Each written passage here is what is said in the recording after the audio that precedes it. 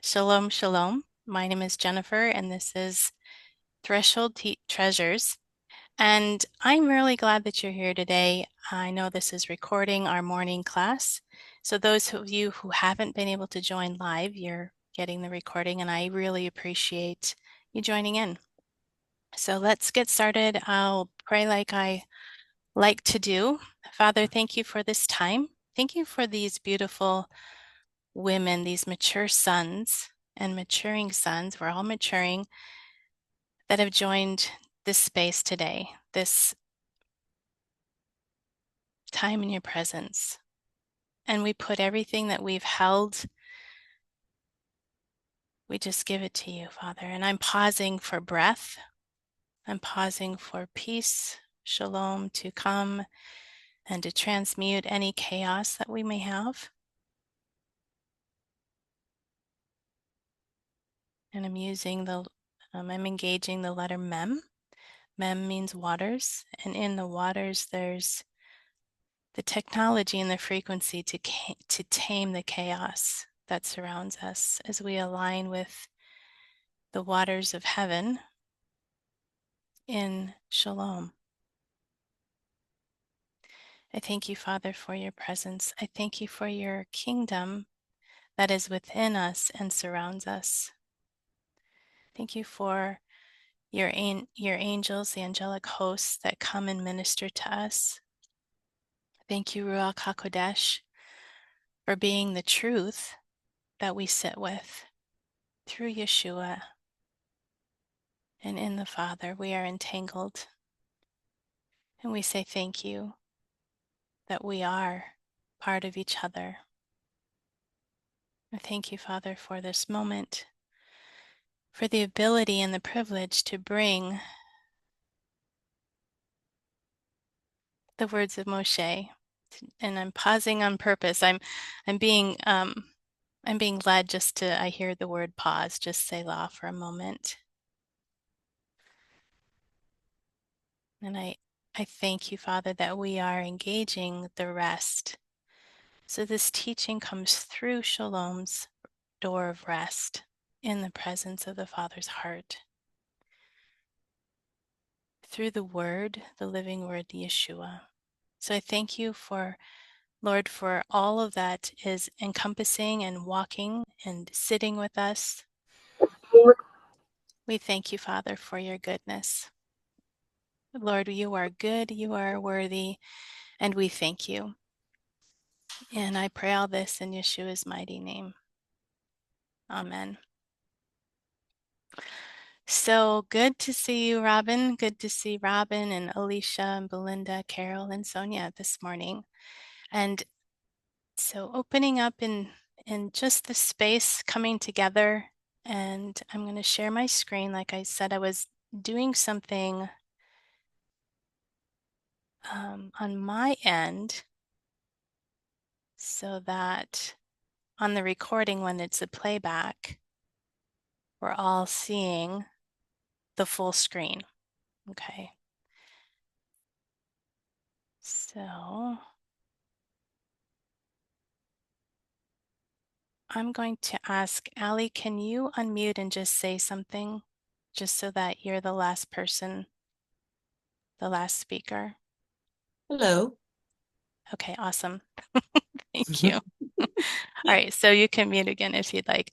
Just for the recording's sake, because I cannot see myself, because she has a beautiful background. So that's just something fun. So thank you for joining us today. We are covering Psalm 91, verse 4. And here we have just the introduction. So, whoops. Bear with me.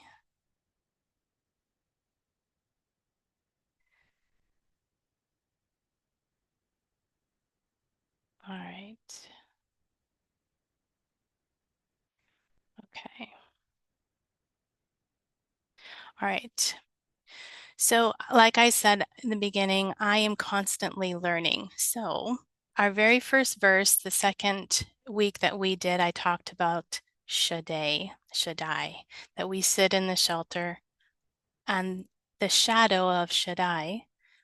it will cover us in the night season. Now, I did teach that Shaddai, Shaddai should be pronounced Shaddai. Now, I've learned, and you'll see it here on the screen, Shaddai is a modern pronunciation, and it's through the Ashkenazi um, modern vernacular or way of saying things. So, because I really do want to capture the frequency of the biblical translations and the biblical linguistics, I have been corrected, or I am revisiting, should I say, and knowing that I want to pronounce it biblically, so therefore it's Shaddai. And I'm sure you have all been taught Shaddai. So please forgive me and allow that maybe course correction, but also the learning that I'm going through and the grace to learn along with you. So I'm going to practice saying Shaddai. And I do had found that it is through the Tiberian biblical linguistics is where I really want to align with, and getting that because it's the frequency of the Hebrew word as close to Moshe's uh, the way he spoke. Okay. All that said, I'm going to practice saying El Shaddai, but it's neither one is wrong. It's just for my purpose and from where I'm coming from, my perspective is to learn the biblical pronunciations. So there you have it. A correction from verse 1 that we had. And I did put that on the video as well, an updated note. Here we're studying Psalm 91, verse 4 today. And here are 3 different translations for us. The first one is NASB. He will cover you in his pinions, and under his wings you may seek refuge. His faithfulness is the shield and bulwark. The Amplified Version, which is the classic, says, Then he will cover you with his pinions, and under his wings shall you trust and find refuge. His truth and his faithfulness are a shield and a buckler. And the completed Jewish Bible says, He will cover you with his pinions, and under his wings you will find refuge. His truth is a shield and protection. So I encourage you to look at the different translations, and there are so many, and I love a lot of them. And here are just a sample of that for us. Okay, now let's take our verse for this week, and you'll see that it's up on the top. It's in Hebrew, and then the transliteration underneath. So I'm going to attempt to say this in Hebrew. Now I'm still learning it, and it's quite a tongue twister. But you can follow along and you can practice on your own as well. And I do encourage you to do that. So in Hebrew, be'evrato yachse lach vetachat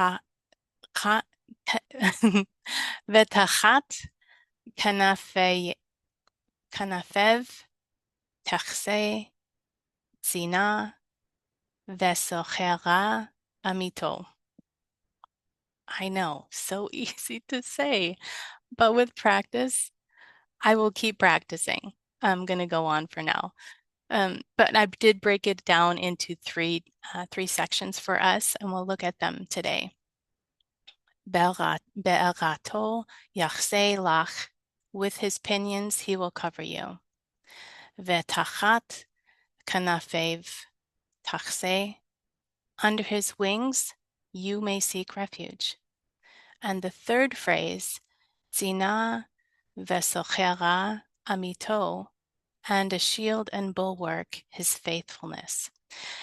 Now, it may not make sense to our English ears or the way that we would say this in English, but that is straightforward from the Hebrew, which is read from right to left, how it is given word for word. Okay? So let's take our first phrase. In his with his wings or with his pinions, he will cover you. Straightforward, right? So let's continue. So we've got be'erato, with his wing or pinion. Now let's look at the letters here, and I'll give you 3 different things. So we're going to look at the grammar, we're going to look at the meaning, the grammatical meaning, and then I'm going to do like a little reflection. So this is where I'll pull in what the letters mean and how they're presenting or they've interacted with me when I'm sitting with this word, okay? So the first one is bait. Now bait is the preposition. Oh, hold on a second. It's the preposition, and it means, typically we see it as in, but it also means with, by, under, or through. And the reflection here is an invitation to intimacy. Now that's pulling on what bait means, and we'll look at that in a minute. So if we're looking at the next line, we've got an aleph, a beit, and a resh, and that in this word it's a root word, and the root word has a hey at the end of it, okay? So the root word is av, avra, avra. And it's a feminine noun. Now, when I say feminine, think receiving something as a feminine, as a not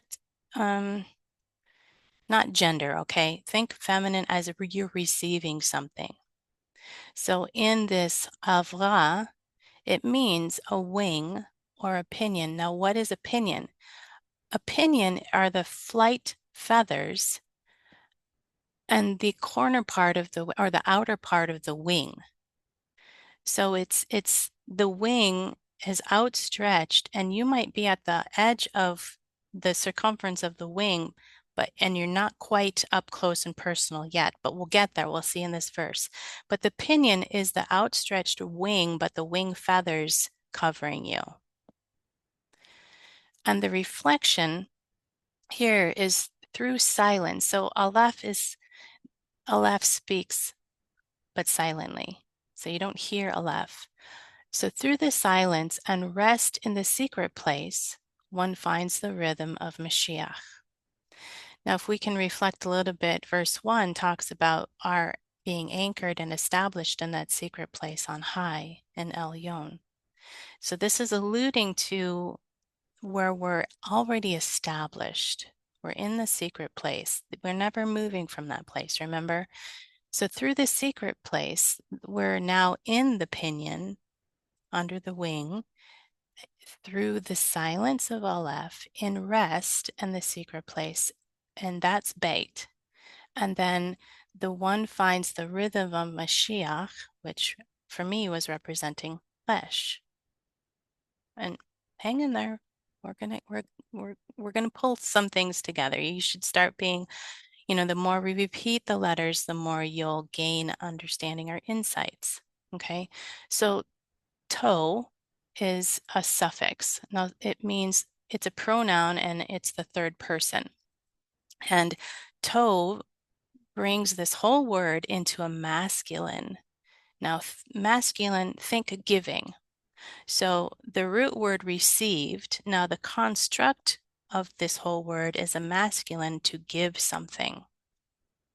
Okay, that it's kind of another paradigm to look at that for you. And it means his. Now it's possessive. So the tav here brings a possessiveness to this word. So this is where we get his. So if you looked on the column of the meaning, you're seeing the bait with is the best choice here. With his wing or his pinion going down to the second line, and the third line possessive his. So with his wing or with his pinion. So this is where we get this phrase from. Not just one word in English, although it is one word in Hebrew. And the reflection here for me is Tov Tav speaking of the mark of man's expression outflowing in strength of the divine union. Okay, so let's look at it another way. Let's really look at this word through the living letters, and let's see how the living letters will enrich the meaning here, okay? So the first letter we have is Beit, and Beit is the balanced house of intimacy and loving kindness, moving in the flow of rest in the secret place. The next letter is Aleph. Aleph, entering the Father's strong, silent, divine presence with harmony, unity, and completeness. Now, all of this is talking about his wings, his pinions, the covering that's pulling us in. Okay, so here we have the third letter is another Bet. So the first one is the house that's balanced, inviting us into that intimate place in loving kindness, and Aleph being the silent presence of the divine creator, the Father's strong presence. And now it's pulling us into the next Bet, which is a deeper place of intimacy. And it's again silent restfulness while breathing in a Salah moment. Salah means just to pause, take a breath, look beyond the surface, meditate. All these are wrapped up in the word Salah. The next letter is Resh. Resh is establishing the mind of Mashiach in Yeshua in the hidden place. So here, I don't know if you're seeing the trend of being in the hiddenness. So there's lots of space in this hiddenness to interact with each of the letters and bringing in the interaction with Yeshua. Remember, Yeshua is the living word. The living word are the living letters. So here we're engaging specifically in this place of under his wing or with his wing. Tav is marked and sealed to now reveal the new beginning emerging into the finish. And the final letter is called the Holam Vav. So emerging into the finish, the divinely inspired expression of the man. So Vav is a man with the fire spark alighted upon his head. And that when you stand as a man with the fire spark on your head, you have this stance where you are standing strong and vibrant. From this result of having rested, so we've rested throughout these letters, this little journey, the result of having rested by accepting and becoming the heaven and earth connection. So Vav here is the last letter of this word, Be'erato. The Vav is this place where we can stand in identity, in a greater measure of identity, having walked through the resting place of these letters that have come forth in this place of with the wing. And we are the heaven and earth connection. I mean, we feel that, but now we have maybe words or an understanding of how that is expanding for us, like widening our tent pegs. Our next word is yasech, and this means he will cover. So again, we're going to look at the grammar, the meaning, and the reflection.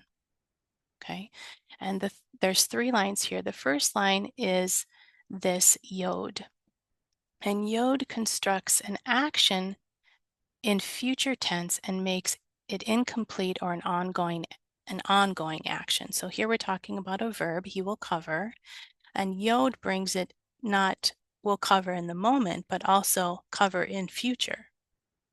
And not only that, it's bringing in this sense of it's an ongoing covering now and in future. So this yod is a hidden outstretched arm of divine energy. In a paleo, now paleo means pictograph. In the pictograph for the yod, it is a hand outreached. So it's the outreached arm, the full arm of Father. And so this is where I'm getting this outreached arm of divine energy. But it's hidden because all we're seeing is a yod. So I'm bringing in the hiddenness. The hidden aspect of this is the paleo. And I can draw that for you and give that for you as a supplemental. But so the yod, this idea of the outstretched arm or the outstretched hand of Yahweh, and the reflection would be the divine energy bringing an open-ended action. Okay, yod also represents the spark or the dot. Every letter begins with a dot as you put pen to paper. That is the beginning of every letter, and it's a yod. Okay, so it's bringing an idea or a divine spark, the flame of God. All of these represent yod. It's the idea that holds, or the seed that holds the fullness of everything, every possibility there is. It's a really important dot, if you want to look at it that way. The next is sech, and sech is the root word of this whole word is sakach. And sechach is a feminine noun. Now, feminine meaning, so think receiving for feminine. That's why I put it in parentheses. So when you see the word feminine in grammar in Hebrew, think receiving something. Okay, as the womb receives the seed. So you're receiving something here. Sechach means to cover, to weave together, to hedge in, to shelter. All of these meanings can be pulled in this word, sacheh, or sachech, yasach. I'm sorry, please forgive me. Yasech, yasech. He will cover. He will weave together. He will hedge in. He will shelter. The reflection of sechach or sech is bringing the unseen hand, supernatural ability, flowing through the receiving to giving. The root word is feminine. The full word, yasech, is masculine. So the yod, remember, yod turns this into the masculine. Now here, in the fullness of the word, think giving. The masculine gives something. And it's also the full word, yasech, is an incomplete ongoing action. He will cover. The giver manifesting the fullness of covering and securing continually.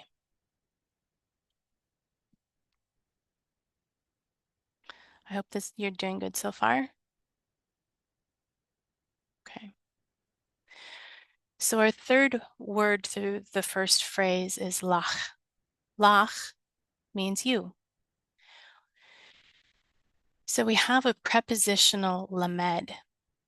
And in English, this lach is translated only as you, but this lamed here is an unspoken preposition here. So it's indicating a direction, a relation, or belonging.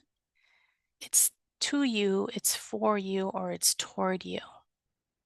And we're not translating the lamed as toward you, but it's inferred. So this is an inference when you can identify Hebrew and the lamed as a preposition to, if the cha, the final letter here is where we're getting the U. Okay, so let's look at the reflection of lamed here. Lamed is the divine shepherd's staff, guiding us to rise above into the Father's heart and to see beyond. Again, this is a hidden, but if you have eyes to see, you'll see it. So the inference that the shepherd is what the lamed represents, the shepherd's staff guiding you and bringing you into that place where you are engaging the Father and able to see beyond.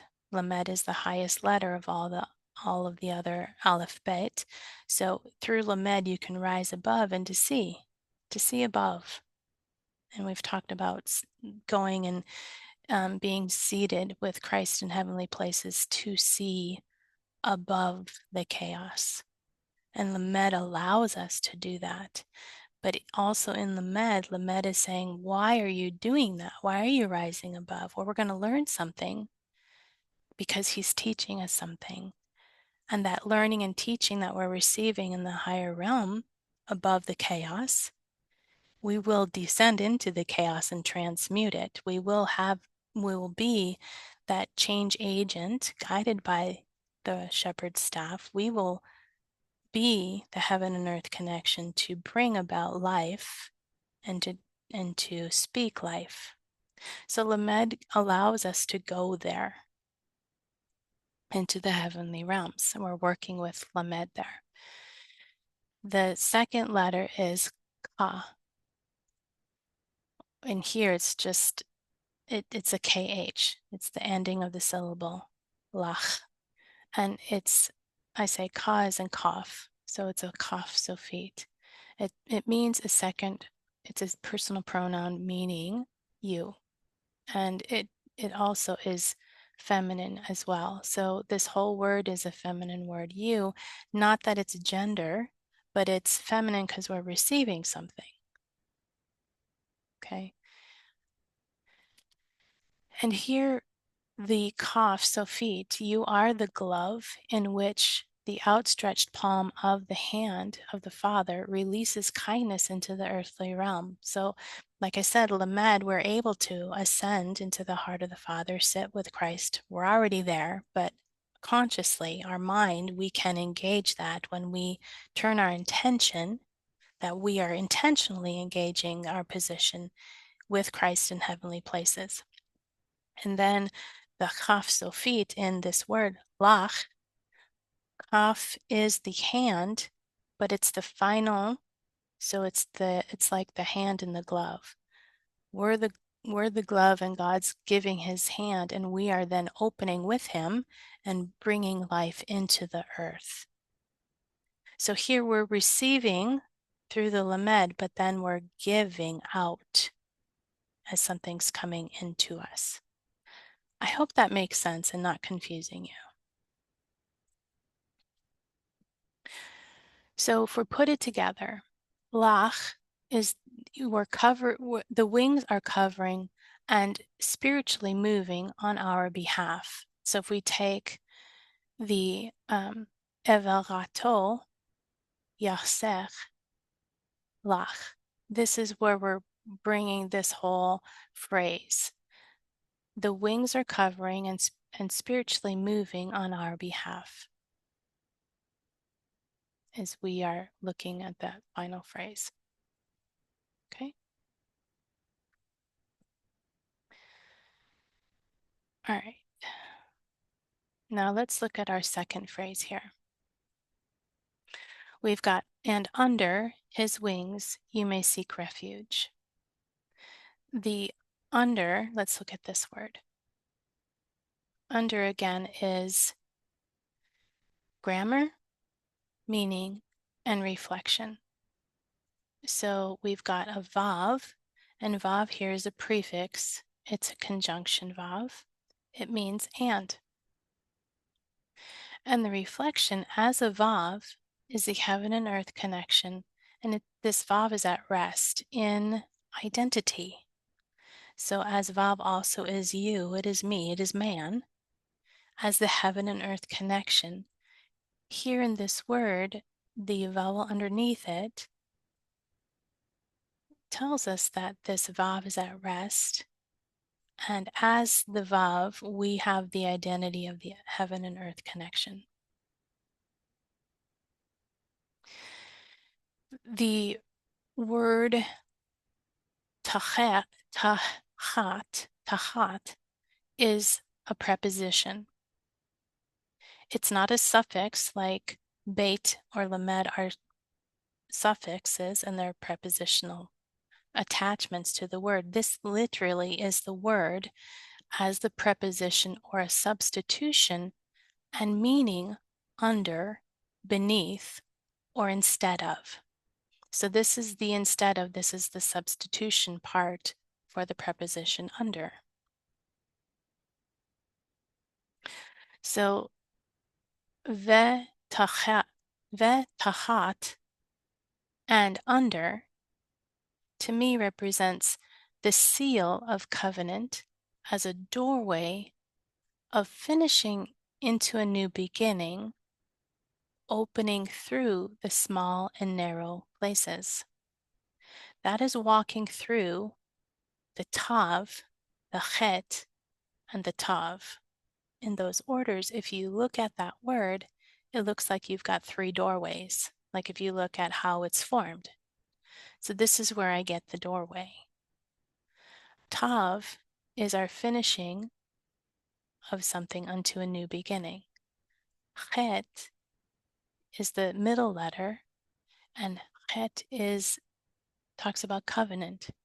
It talks about boundaries. It talks about supported in the covenant.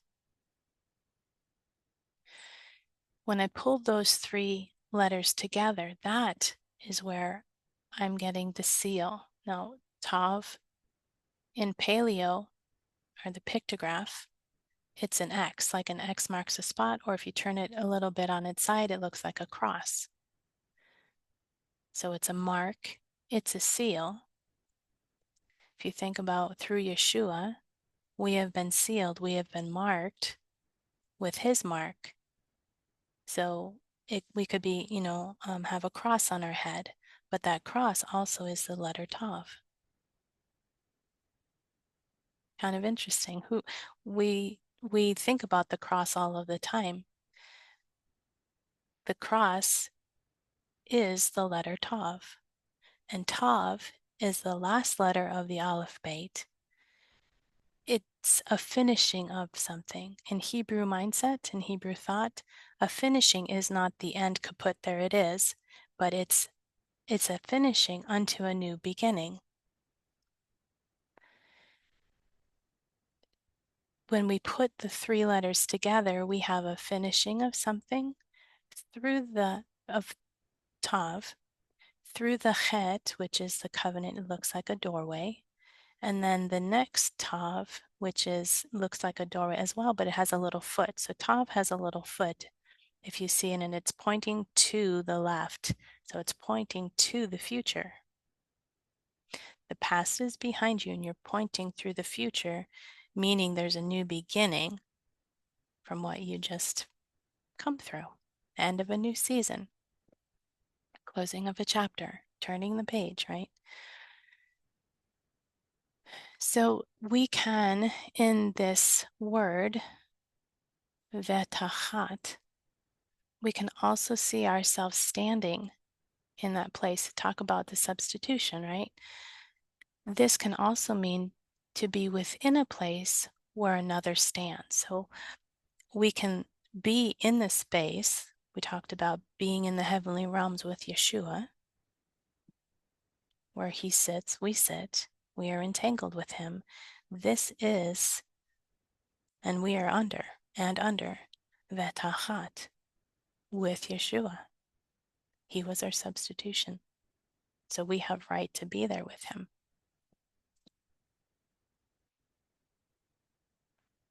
And you'll get these slides. I'll send them out to you if you'd like, so you can look at them and ponder them as well. The next letter, or the next word, is kanafav. Kanafav. Now this one throws me off when I pronounce it. Kanafav. We have his wings. So let's look at this word broken into two lines. The grammar, the root word of kanafav is kanaf, and kanaf is plural. It means wings or corners. corners intrigued me. So let's look at the word here in a reflection. So this is where we get, as a mother hen safeguards and gives warmth to her chicks. This is the bringing in. You're not at the pinion anymore. You're kind of come in closer, because we've been through the secret place where we are learning who we are. We are walking and we are establishing that learned teaching that the Father's giving us, right? We're learning all of this. We're pulling it in and we're starting that new beginning process. And so we're in this hidden place as the mother hen pulls in her chicks close to her breast and keeps them warm. This is this wonderful invitation, this wonderful come here and get close to me. This is the aspect of this particular word, kanaf. And the vav here at the end, again, it's vav and it's standing alone. There's no dots around it. Okay, so this is the ending of the word and it has the V sound. Okay, it's not, it's as a suffix. So the grammar part of vav here is a third personal pronoun and it's masculine. So think giving again, and it's possessive and it means his. Okay, so this is the second time we've seen the third personal pronoun as his in possessive, not he, but his. And the reflection of vav here is like the corners and pulling it all. So I'm pulling it all together a little bit for us and thinking about the corners aspect, not just the wings. So the corners aspect of this is, if you're familiar with a talit, it's the prayer shawl. It's a piece of typically linen, originally linen fabric that went over the body and had four corners to it. And the tzitzit are the tassels that hang on the corners. Okay. For me, my thoughts automatically went to the woman with the issue of blood. She touched the edge of his garment. And when she did that, and her faith healed her. Her faith said, touch it. If you touch it, you'll be healed. Well, she was. She touched the tzitzit. She touched the edge of his garment. And the tzitzit, if you want to look for the original reason they had tzitzit, look in Leviticus, but also in Numbers, it talks about God saying, put tassels on the corners of your garment to remind you of what he said. So the tzitzit, so if I look back at the reflection here where I wrote, like the corners of the talit, where the tzitzit are for reminders of Yahweh's spiritual covering. They originally, well, they do remind of the spiritual covering, but they also remind every Hebrew of the law. Now, through Yeshua, the law has been fulfilled, and we now are covered in the new covenant of his blood. So we're covered in his blood. So his prayer shawl, his whole talit is, to me, I see it as the new covenant that covers me. And the command that he gave us was to love the Lord your God with all your heart, soul, mind, and strength, and to love your neighbor as I have loved you. That's the new commandment he gave us. So for me, when I'm seeing myself covered in the talit of the new covenant, right, I'm in the talit with the corners that identify that now my identity with Yeshua is through love. It's through mercy. It's through that substitution place where I have been invited to stand in him in righteousness. We are covered in his robe of righteousness. So this is where I'm getting all of those thoughts are coming in for me when I'm looking at this. Now, both of these reflection lines, both of these kanafav, reminds me of the expressing the protection or protective intimacy. So under his wings, and under. We've talked about that place of being in Him.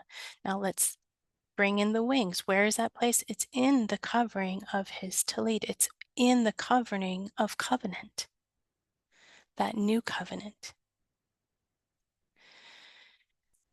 And so if we take it a little bit further, let's look at the living letters enriching the meaning for us here.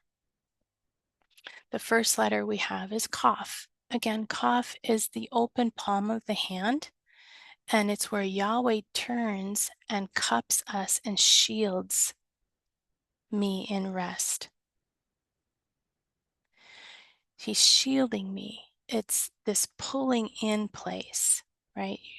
If you take your hand, if you splay your hand and like you're receiving something, but open your palm up and totally splay your hand, fingers together, and then cup it, you can hold something. You can hold water, you can hold an object.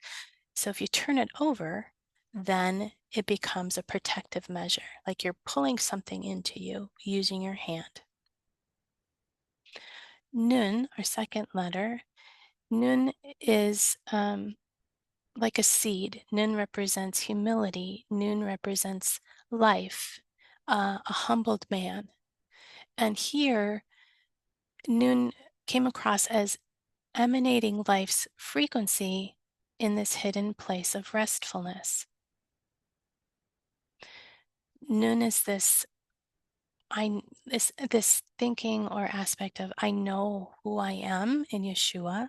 He is the example for me as humble toward God and humble toward man. And that's what Nun kind of represents. It's a Vav, but it's bending the knee and bowing the head. So we've got the bowing at the top and bowing at the bottom. You can see a man kneeling and bowing. Our next letter is Pei. So walking through Kaf again. Kaf is the open hand, the palm of Yahweh pulling us and cupping us, shielding us in rest, bringing the Nun, the eminent life's frequency. So you're emanating frequency in this place now. So we're pulling in frequency, we're pulling in vibration, we're pulling in motion, unseen but definitely felt in this hidden place. And then Pei represents the mouth. So the mouth is filling. So this frequency, all of these things in the hidden place is filling my mouth with words of life. Why is it filling my mouth with words of life? Well, if Pei represents the mouth, it has everything to do with speaking. And we're still in the hidden place, so we're speaking to ourselves. So it's filling our mouth with words of life and the potential of that life toward myself first. Still in this peaceful place of hiddenness. Okay, so if you can feel and sense the vibration here, this intimate space that is bringing all of life and filling first for myself, not just an internal expression, but it's our mouth. Our mouth is going to be engaged. So when our mouth speaks, it's for our own ears to hear toward myself. But it doesn't stay there.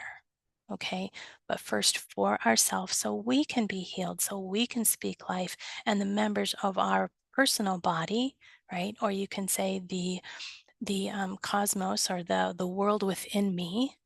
Think of all your cells, think of all your organs, think of all of the potential of life or death. We speak life for our bodies, for our healing of the nations within us first, our nations being the organs, the nations being the travel system, the skeletal, the muscular systems. So that's a new perspective. So maybe that's a new thought for you.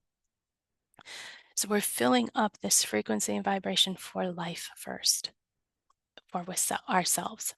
And then we're coming to the Yod again. Yod, receiving that divine spark through our thoughts and possibilities that rise. So here we've got this rising of something, and it's coming through the Yod, which is possibilities. But when we think about something, the possibilities narrow. And here they're narrowing, and we're standing as the Vav here, the final letter being the man, the Vav. So moving within me as that heaven and earth connection, right? We've established that as Vav, bringing and establishing the abundant life upon the earth. How? Simply by being me, simply by being you.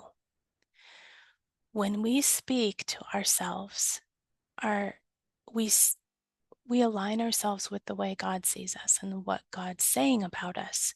And when we echo what He's saying, our body receives that life of the Creator through the Creator, through the created, which is what we are.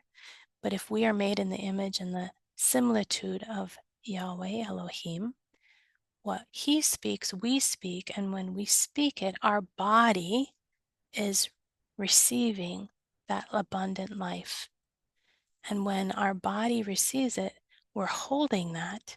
And as we're holding it, our identity is being healed.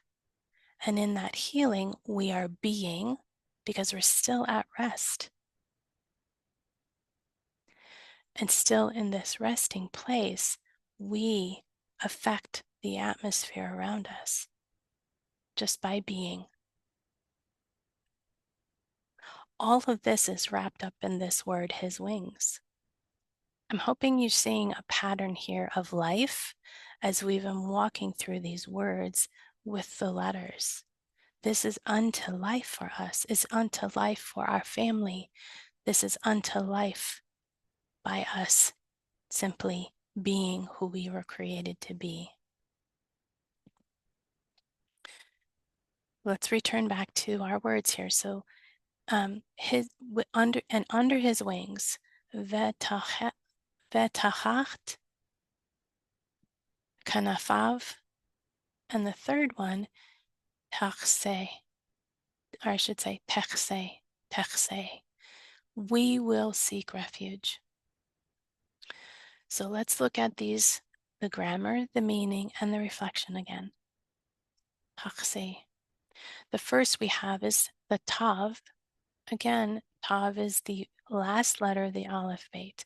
Here, tav grammatically brings in a future tense, and it's a second person singular, and it means, or it hasn't spoken yet. The meaning is attached to the word, but what it does, the meaning of what it does, it's the action will happen. Here's that future tense. It adds the word will. It happens in the moment, in the present, but also affects our future actions. Okay? So stepping back into that grammar room, okay? So we were all in the spiritual, right? The looking at the letters. So we stepped back into grammar a little bit. So hopefully you made that switch with me. So grammatically, tav brings in the force, the frequency of today and tomorrow, the now and the will, meaning will happen. And it's continually, will happen continuously. Stepping back into a reflective viewpoint, tav being the door which opens before you for a new place to rest and to journey. So this is the new beginning. And that new beginning speaks of future tense. It brings in the now and the not yet, now and the future action. So both the looking beyond the grammatical into the supernatural, the spiritual realm of Tav, it's that now and will happen, will be. Let's look at the Chet, the Samech, and the Hey, and it is the root word, ongoing and in an incomplete action in the way that is constructed here. So, say, and you add the tav. We'll do that in a second. But the root word chase means to seek. To seek what? To seek refuge, to flee for protection. And it's also to spiritually trust. So if we look at all of this together, we're still in this seeking refuge. We're being pulled in under the wings, because here under the wings, we're seeking that refuge again and again as the mama hen is pulling her chicks into the warm place beside her belly under the talit. So our seeking refuge in the chesed, it's that resting in the covenantal boundary. Now, chet, again, the covenant of chet and the boundary in that covenant. And it's supernaturally surrounded in harmony. Now, that speaks of samech, is it looks like a funny circle, but when you draw it or you write it yourself, you'll see it as a circle with a little hook at the top or a tail or a little, maybe a visor at the top, okay? A little overhang. Samech is an overhang with a circle, and it represents supernaturally supported, and it's in harmony. Again, there's no chaos in these letters. So are supernaturally surrounded in harmony. And then we move to the hey. Hey is breath. Hey is to behold. Hey is to breathe and behold and worship. Receiving your breath from Yahweh, breathing in and exhaling the worshipful thankfulness of exhale, our return breath back to Him, perhaps as an echo. So in hey in this word is the beholding the circular breath with Father. So again, the reflection for chesed is resting in the covenantal boundary, supernaturally surrounded in harmony, beholding the circular breath with the Father. That brings me into a place of peace. And this word, you will seek refuge, this present peace that I'm feeling is happening again. It'll be happening again and again and over again. It's an unending, and God is not man, or He would be tired of, having us seek refuge over and over. No, He's willingly giving us this space and this blessing and this life-giving refuge that we've sought for, this protection. And here in the chesed, it's also that spiritually trusting. So we can say, as we continually, habitually take refuge, why? Because we are the one in the secret place. Remember our very first verse of this whole psalm, being established and rooted and grounded in the secret place. We're not leaving that place. And yet, as we hold that, sometimes we forget. Oh, yeah, I'm in the secret place, because life gets really chaotic. We see all kinds of stuff happening in our world today. Father is providing a place for us to remember, realign, to reestablish our perspective, because we're in Him in the secret place as often as we need. And then we go out and do exploits. Maybe our going out is just, going to the grocery store, going into the kitchen to make a meal, or going into the library, or going into a meeting. Whatever it is, we're carrying all of this with us. And sometimes we just have to trust that God is holding that space for us, and He does. We can go into those places not being affected by the chaos. We can bring in the shalom. All right. So let's go into our next phrase, holding that space of shalom. Our final phrase here is a shield and buckler and he is faithful. Not making sense in English, but going step by step through the word of as it's aligned in Hebrew in the order that it is spoken. Let's look at a shield. Tzina. All right. So thinking grammatically, we've got our three words here. Tzina, straightforward. And it's a feminine noun. So think receiving. Again, think receiving. Tzade, noon, and hey.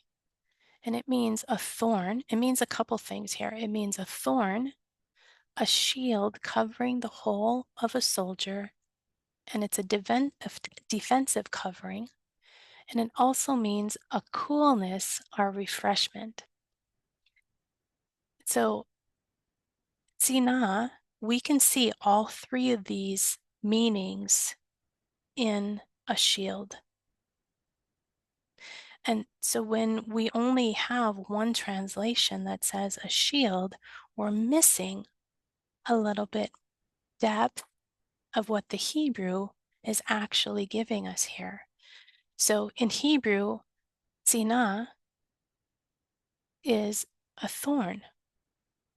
Interesting. You think of a shield and there's thorns on the outside of it, so it's that defensive, again, defensive mechanism as a thorn.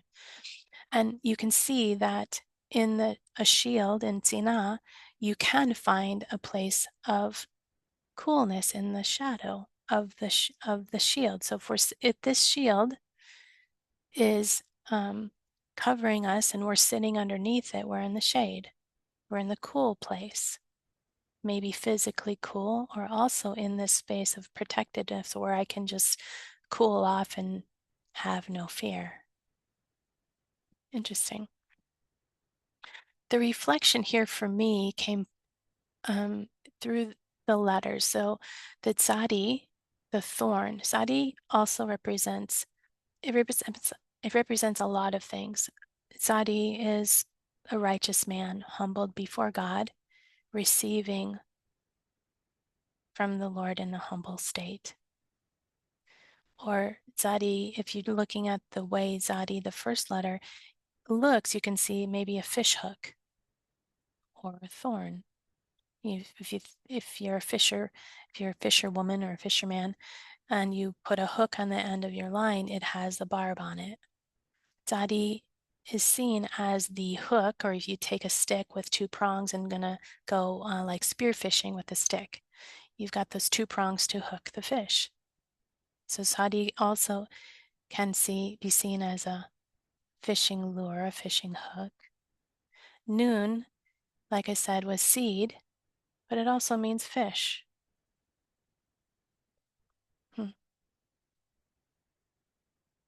And hey is a breath. Just looking at the three letters there. In the reflection, so here's the thorn moving through the seed to seed and opening up revelation. I have two seeds in here because if you look at that middle letter nun, it has a dot in the center of it. That dot means there's two N's. We translate nun as an N. You'll see in the English transliterated word next to at the top or kind of middle here, it's tzina. You see there's two N's there. The double N is in Hebrew, it's reflected as the nun with a dot called a dagesh in the belly of it. So this is hidden.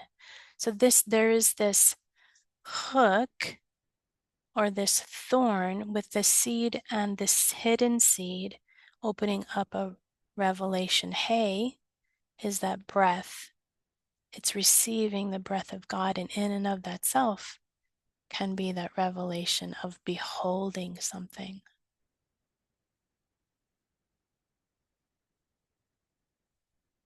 Don't be discouraged. It's good. Just breathe. Let these kind of sink into you a little bit. The living letters are part of us, and we're part of them that we never knew. Okay. When we bring this all together, we can see the shield and picture a total wall of defense surrounding us, encompassing our whole being. It's the coolness that is revealed in that shield of the Father, and there is relief and refreshing.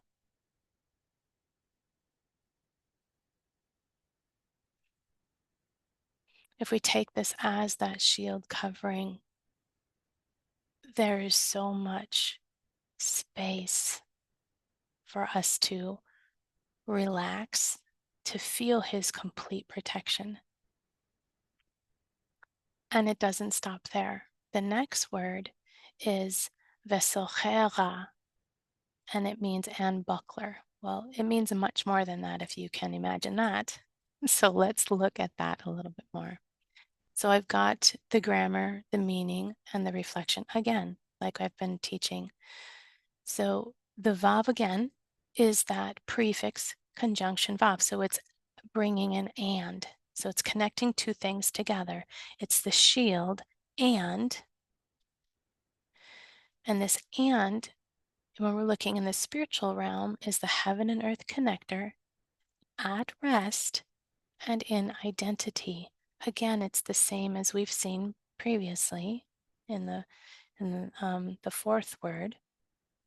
So it should remind us that, oh yeah, the Vav, heaven and earth connection, at rest in identity. So we are in identity as that heaven and earth connection, conjoining things, connecting things. And the Samech, Chet, Resh, and Hey. Soch, Socha is this feminine noun. So feminine again, think receiving something. And the root word is sacher, or sachar, sachar. Sachar, it's an all-encompassing, encircling defense.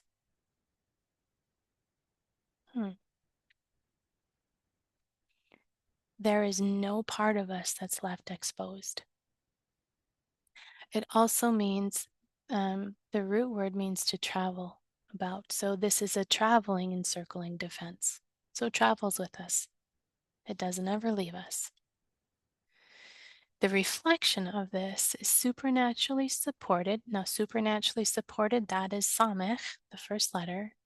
In covenant, again, second letter, Chet, through the leading of the through the leading of the revelation of divine presence. Now that has to do with the vowel markings underneath. Okay, and the divine presence of Resh and Hey. Furthermore, a circle of presence around one's mind, which is also Resh, and being, which is our Hey and Vav. Hey is our Vav beholding. The Vav is the first letter, Hey is the last letter. Okay, that's where I'm getting those two from. So buckler is how the English translates it.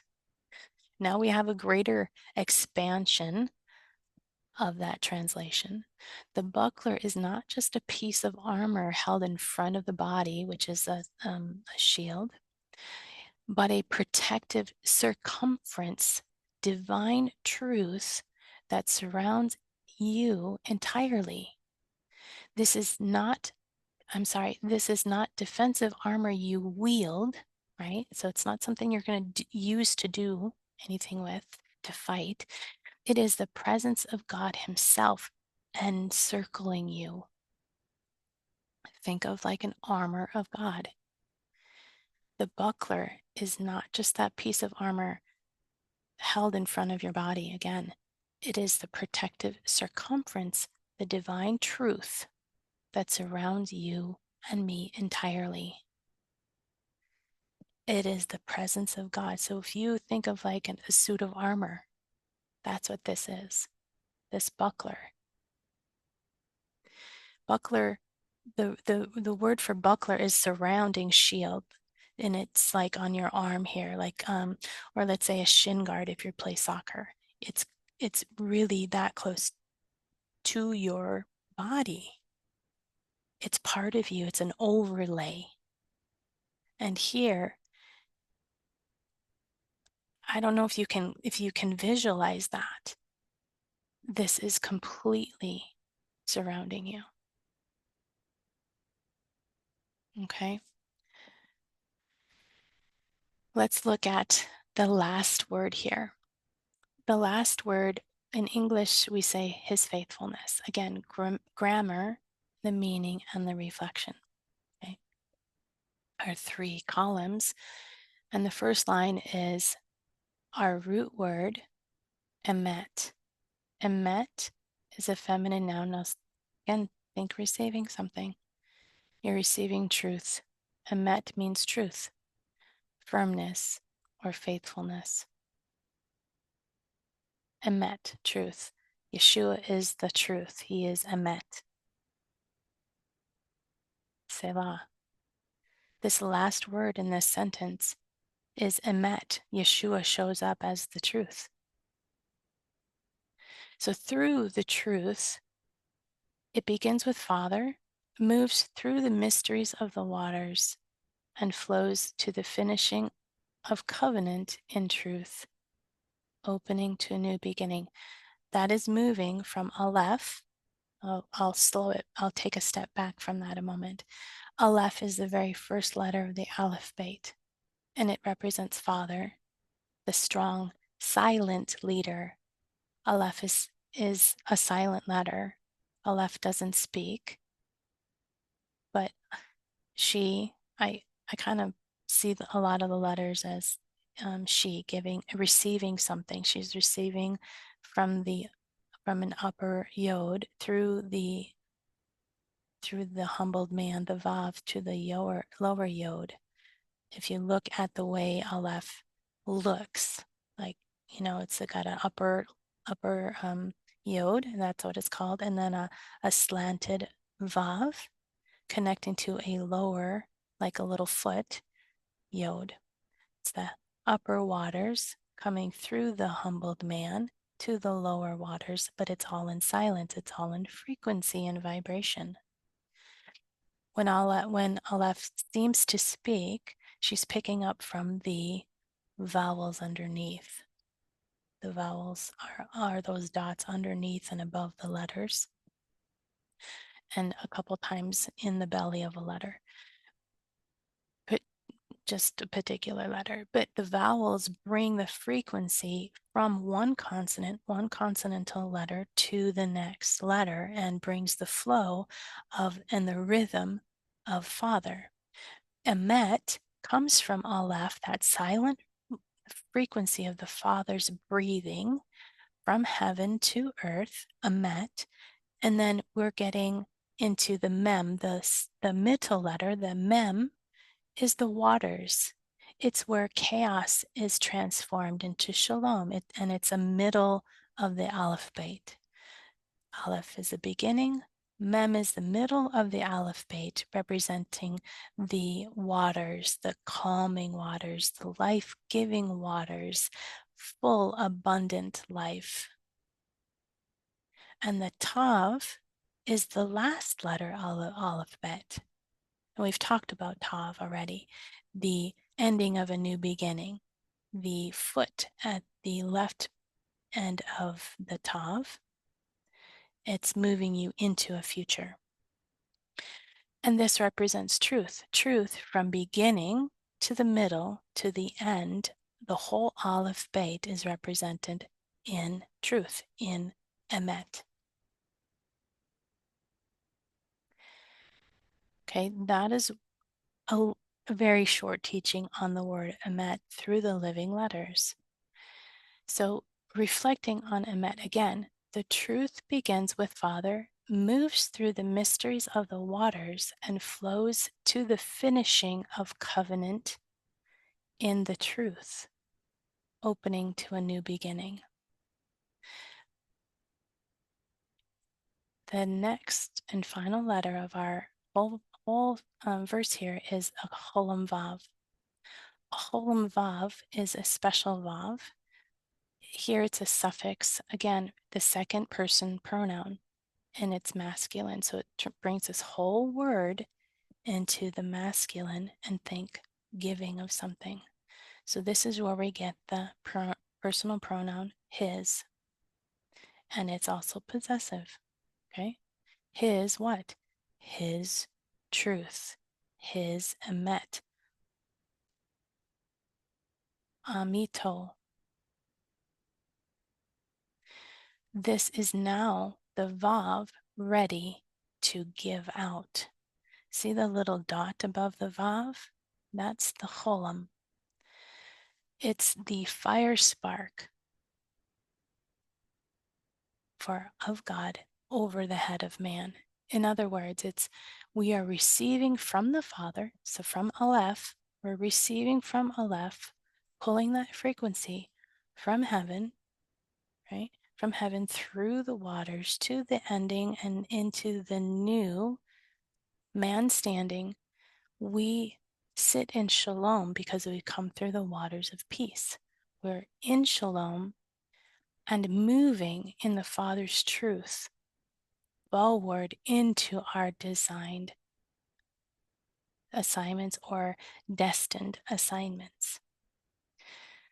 We finish this whole verse coming to this place where man stands with the fire spark of heaven on his head to give what? Let's look at our whole verse here. We will come to that because we're saying Ivrato yasech lach vetachat kanafav hechse zina sevochera amito. He will cover you with his pinions. Under his wings you will find refuge. His truth is a shield and protection. Now let's expand that based on our teaching. And you will get so much more out of this for yourself. But this is what I kind of put together. With his wing and light feathers, and flight feathers, the feathers that cause flight. With his wing and flight feathers, he will cover me, he will cover you with an open-ended endurance, and under his corner of his wings, you and I will seek refuge continuously. A shield as big as you are, and like a full suit of armor, is his true faithfulness, which wraps around my mind, your mind, and body without a gap.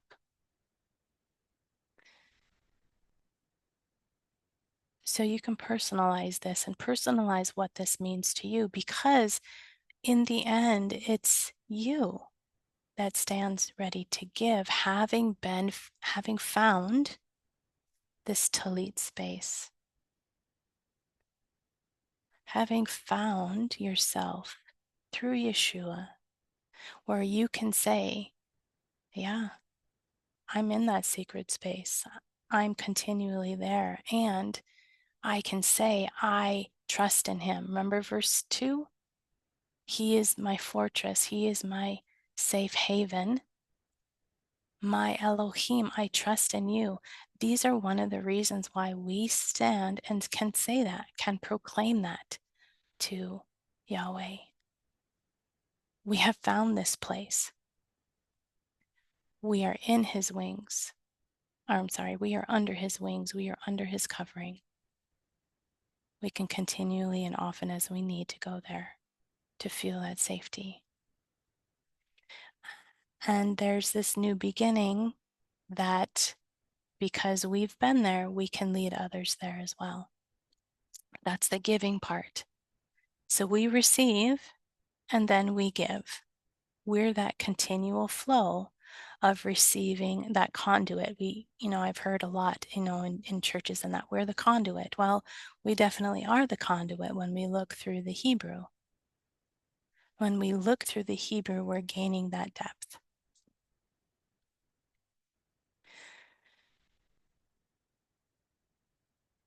I hope that this has been really good teaching.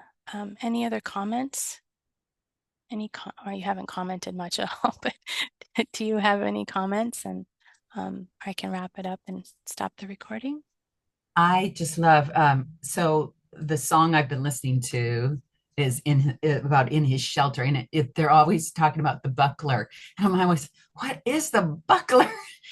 I know I've learned it before, but this just really brought it, that surrounding us entirely. That both my girls played soccer, so I know what a shin guard is and how it can protect, and when you don't have it on properly, how wounded you could get if it's not on there.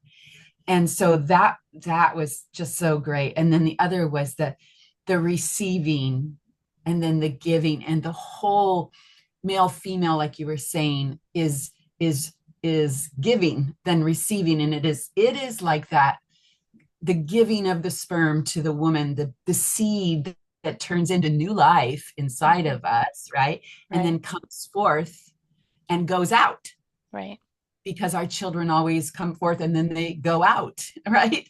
So right.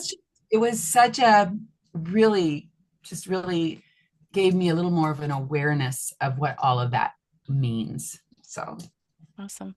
Thank you. Anybody else want to make a comment on the recording?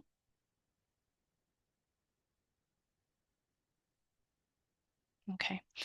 Let me pray. Father, thank you for this time. Thank you for your goodness. Thank you, Father, for being the hand that sees us, that holds us upright, and then covering us, turning your hand over so the back of your hand shields.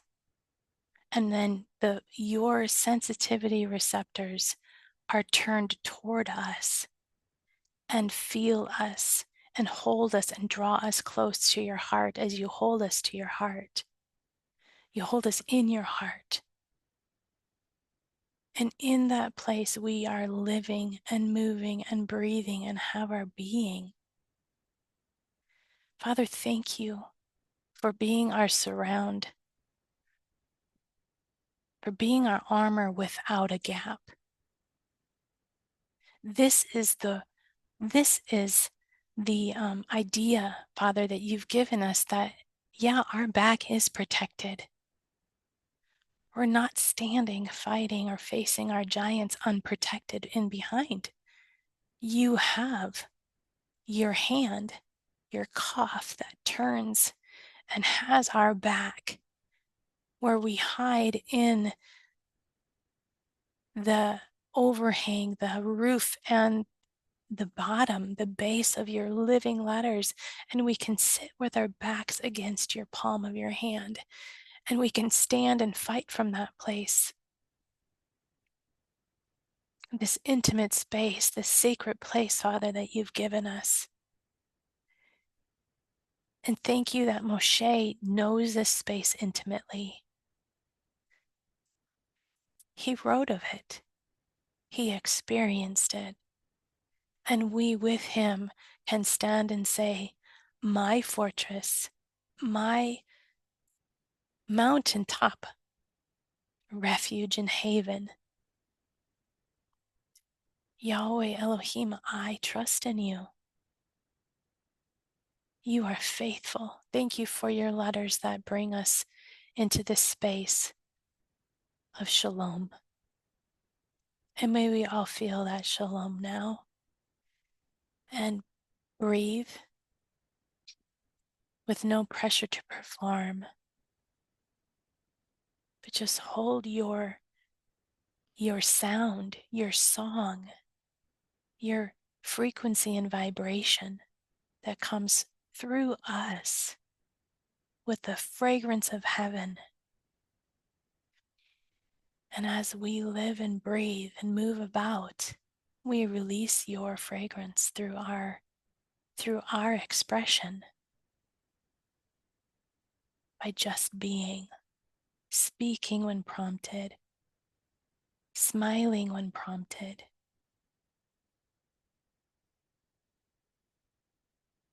Thank you, Father, that there's no pressure to perform in you. In our identity, simply being is what you've designed us to do. And in being, we are like our Father, and we do like our Father, like you do, Father. You are our Father. Thank you, Yeshua, for being Emet, for being truth. Thank you for the new covenant and the talit that covers us, and the command to remember you and love you with all our heart, soul, mind, and strength, and to love our neighbor as you love us. And you loved us so much that you gave us your very words in that blessing. And I say that now, standing in that place under the talit. Yivarechecha Adonai va'ishmerecha. Ya'er Adonai panave lecha v'yihuneka.